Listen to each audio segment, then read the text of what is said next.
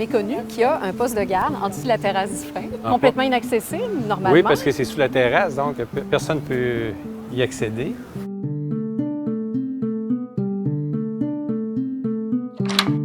OK. Là, on voit la structure par en dessous. C'est Ouais. génial. Ah oui, tu vas voir tout à l'heure, tu vois, c'est très haut. Puis la terrasse, La terrasse juste est au-dessus. ici. Les gens marchent au-dessus de nous ici. Là. OK.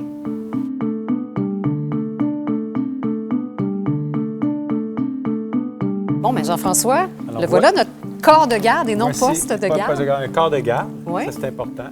Ici, pour les gens, là, on est où? Là, on est sous la terrasse, mais par rapport à ce qu'on voit à l'extérieur, c'est quoi notre point de repère? On serait tout près de l'escalier de la promenade. OK. On est vraiment presque à l'extrémité sud de la terrasse. Évidemment, on se demande pourquoi un corps de garde en dessous d'une terrasse? Si on se remet en contexte, d'abord, il n'y a pas de terrasse. Pourquoi ici? Parce qu'on est rendu, à l'époque, là, au bout des fortifications. C'est les Britanniques qui construisent ça en 1856. Ils rentrent en opération en 1856, puis ils vont être en activité. On va l'occuper jusqu'en 1870. On sait que les militaires britanniques quittent Québec en 1871 et ça va être abandonné. 1878, bien, on va construire la terrasse du frein et on ne s'enfarge pas des fleurs du tapis. On construit la terrasse par-dessus le corps de garde, tout simplement.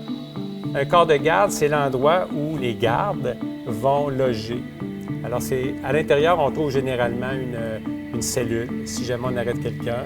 Il y a une petite chambrée, quelques couchettes, un bureau, une petite table pour qu'il puisse manger.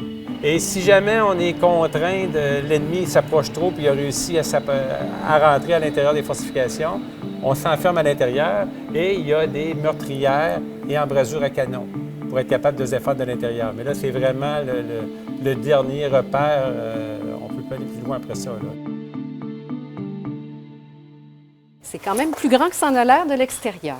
Oui, bien, c'est quand même un édifice qui avait 10 mètres par 7 mètres. Oui. Donc, c'est quand même assez important. Puis, ce qui est particulier avec ces meurtrières-là, normalement, une meurtrière, c'est vertical. Il y a un tireur qui est installé là. Oui. Là, ici, on n'avait pas un régiment là, à l'intérieur de ça. Non. Donc, on a mis des meurtrières horizontales, beaucoup plus grandes, et ça permet à un seul tireur d'avoir un champ d'action beaucoup plus large. OK. C'est Alors, pas si fréquent.